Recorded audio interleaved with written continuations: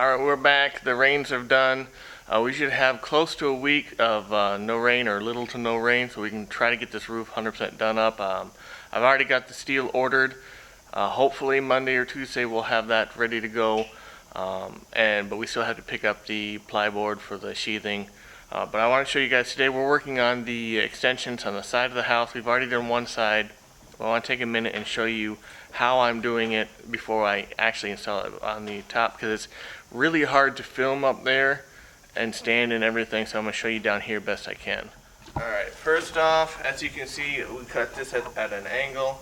What I did is I got this little tool from the hardware store. I was able to get the angle, so I was able to mark it and get it cut at the correct angle. So I used this for both corners. Worked out really good. I think it was only like $10 or $12. Adjustable. Let me get in there. Worked out really good.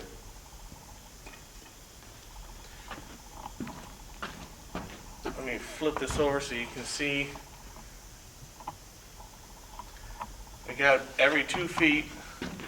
And if I can zoom in here, I just put 2 framing nails on each one, all the way down. And again, this is going to be attached on the side of the house. And here on the end, we're actually going to be using lag bolts. We're actually going to be using these structural lag bolts on the inside. They're actually really thick. I didn't think they were going to be this big, so I was worried they were going to be too big. But let's see.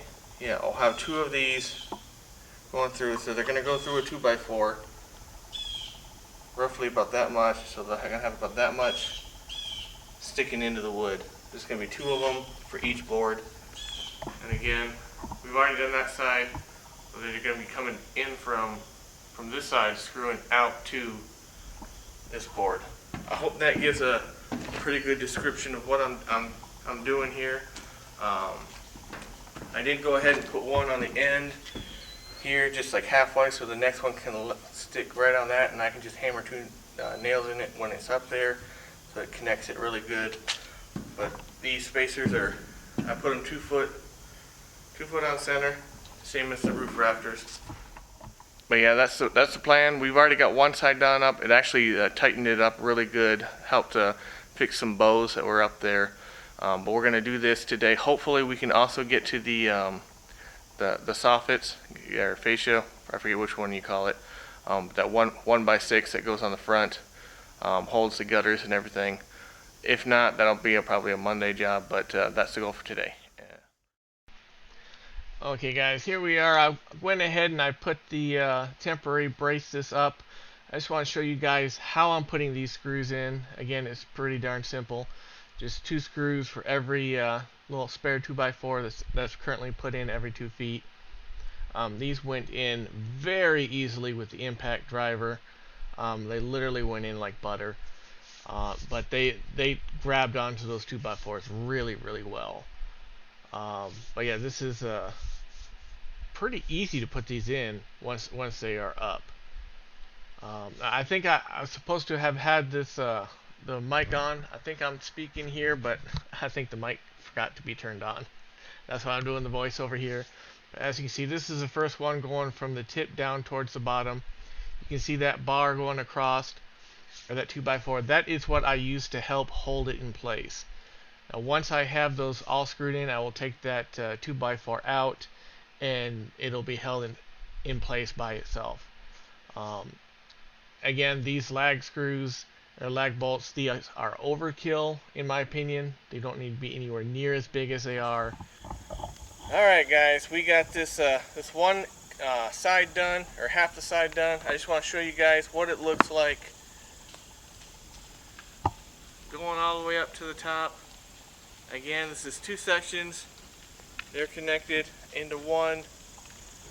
Now, as you can see, that's a little bit longer than there. I did that deliberate, so when we put the OSB on, I can mark it and I can shave that off so it'll be right in line with all these other ones.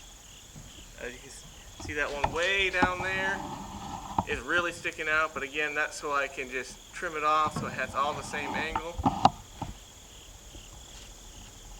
But yeah, this is what one side looks like. And it really strengthens up the end of the wall. I didn't think it would this much, but it actually does. So I'm actually really happy with that. And it's really hot and sweaty today. Humid like crazy. But we got no rain. So I'm happy with that. So that being said, I need to get off this awkwardly perched area on the roof and get down to the other side, and I'll catch you guys in a little bit. Alright, we are done for the day. I just wanted to give you guys a little go through. Should probably be a little bit of a small, shorter video. We didn't get a whole lot done today. We really only just got that one side, that little extension. And at the end of this, I will show you a perimeter so you can see that going on. Sorry if the camera's not too stable trying to do it there. It is hot, we're tired, and we decided the fascia, we're gonna wait, partly because we're tired, but also because we want to get the roof sheathing on, kind of do that at the same time. So we're gonna hold off on that because I still have to, each corner I'm gonna have to cut at the right angle and right depth, size, or location, and I really need to have that done before I can put the fascia on. And yeah, so we're probably gonna wait till we get the roofing board up. We're gonna do 3/4 inch plyboard. We're not gonna do the OSB.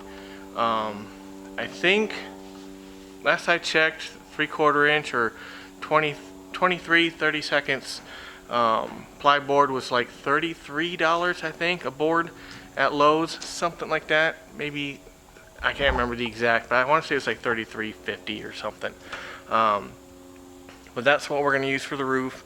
That's going to give the screws for the metal roofing plenty of depth for threads.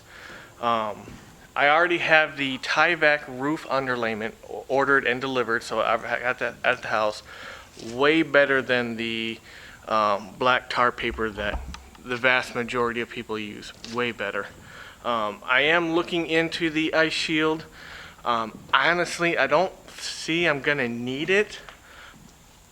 Excuse me, but I am looking into it. I'm also looking into potentially putting in between the metal and the roof like a 1/4 inch or 1/2 inch of high density foam board. That would eliminate any possible condensation, and would also give a nice little insulation barrier for the roof, help keep the heat off the roof. I'm looking into that. I don't think that would be too expensive to do, and I think it'd be a great addition. Let me know what you guys think. Have you ever done that, putting the foam boarding, just a real thin but high dense foam boarding underneath it for that thermal barrier? Let me know what you guys think, but I'm really contemplating that.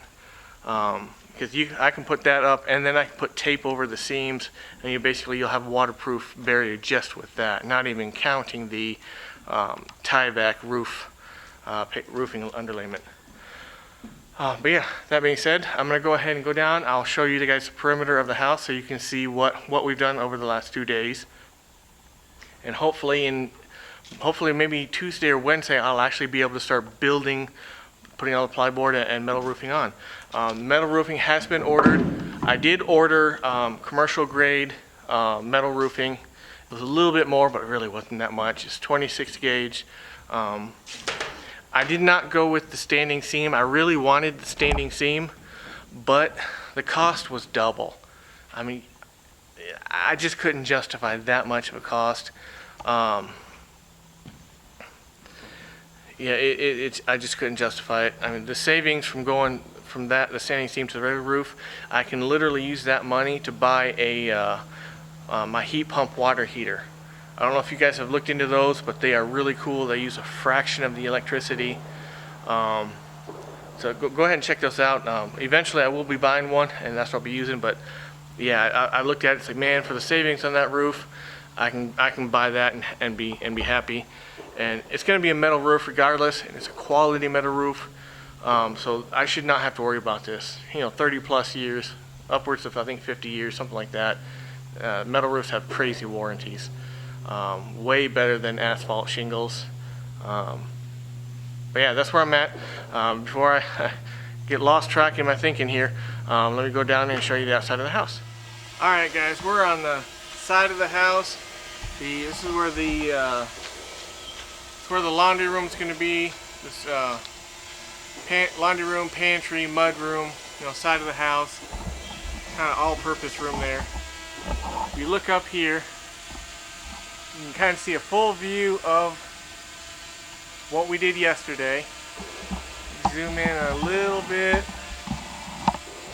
Now you can see that where that sticks out. We're going to have to trim that to line up with. Come on, zoom in, zoom in. There you go. Doesn't want to zoom in right there. We're going to have to. Come on, zoom, zoom.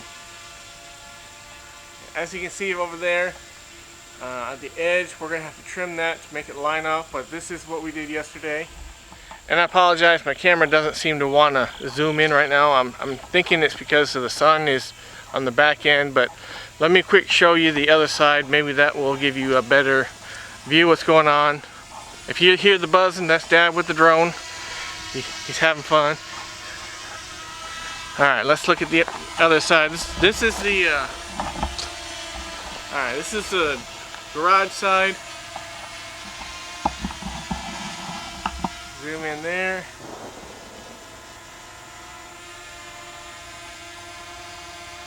As you can see there, that's where I'll have to trim it to make it match.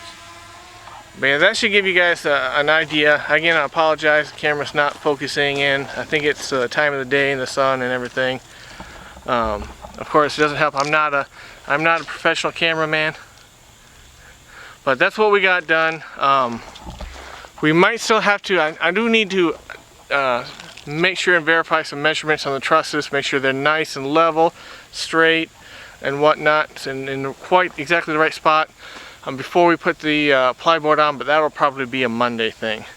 So we're gonna take tomorrow off and kind of relax, catch up, and get a solid game plan going for Monday.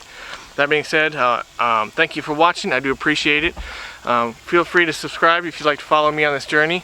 Go ahead and give the video a like if you'd like to. I definitely appreciate that, and I always appreciate the comments if you want to leave a comment. Yeah, and I will see you guys in the next video, and hope you guys have an awesome day.